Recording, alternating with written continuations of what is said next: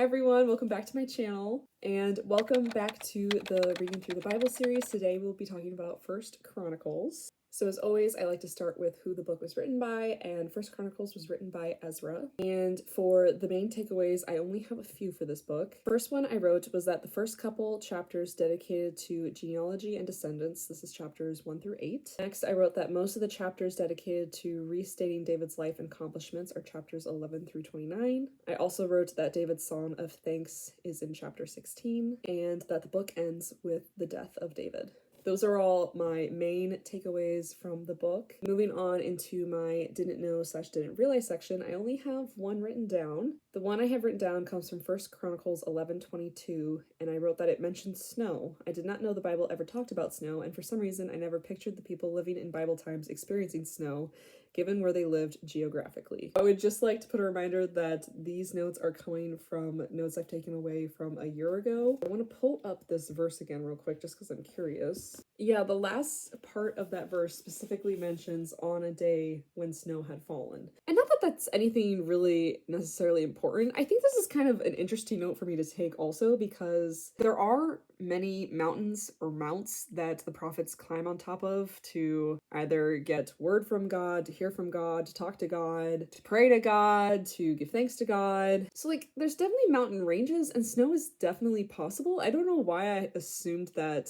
people in Bible times never experienced snow, but it is a very interesting like thought that I had. Because even reading back on this didn't know / didn't realize thing that I wrote down, yeah, I gotta say, I just never pictured people in Bible times experiencing snow, which might be such a random and weird thing to think about for people that lived in the Bible. I don't know if I'm the only person who's ever thought that, but the Bible does mention snow, so the more you know in case you didn't know that. And then for my favorite verse from the book, I wrote down two different ones. The second one I put in parentheses that was a lyric from one of my childhood songs. I'm gonna read both of these verses real quick and then I'll decide which one is my fave. Okay, after rereading both verses, I'm gonna have to go with the latter one, which is a lyric used in a song from my childhood. I'm gonna have to look up this song real quick before I read you guys the verse. His love endures forever, for he is good, he is above all things. His love endures forever. Gosh, I can't believe I forgot about this song.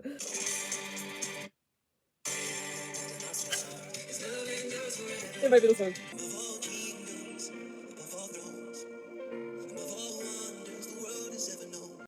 Okay, after going through many different searches, I found the song immediately. It's just trying to narrow down which artist and which version of it was the one that I grew up with that I'm specifically trying to reference. It's really hard because two different artists came out with their version of this song around the same time frame that I would be thinking of.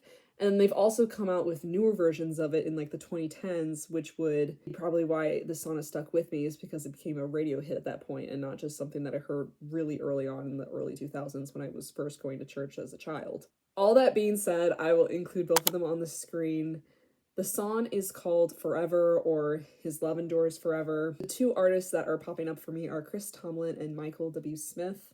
And it's really like kind of frustrating me that I can't narrow down which version is the one that I grew up with, but all that being said, this song and these lyrics meant so much to me as a child, and rereading that and finding where that is directly from in the Bible last year meant so much to me, and now getting to reread my notes and remember that this was a direct call out of a verse in that song, and like be remembered that I loved that song as a kid.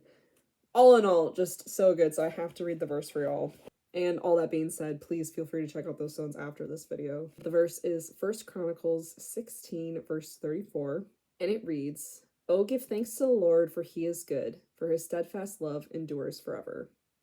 Oh, that's such a good verse. I love it so much. As I am filming this video, it is the day before Easter this year, and getting to reread this verse and re-listen to that song that speaks on this verse that I grew up with as a child, it's just kind of putting me all in the feels for what the holiday is all about, and just truly giving thanks to God for how amazing his love is, and that he sent a son to die on a cross for us and to pay for all of our sins. I mean, his love really endures forever. So yeah, those are all my notes for First Chronicles. Was a very short wrap up, but those were the takeaways that I took from the book. So you guys know, as always, this video will be added to a playlist with the other videos of me wrapping up books from the Bible. So if you're interested in seeing any of those other videos, please feel free to check that out. But yeah, as always, I hope you guys are having a good day, and if you're not, that's okay too.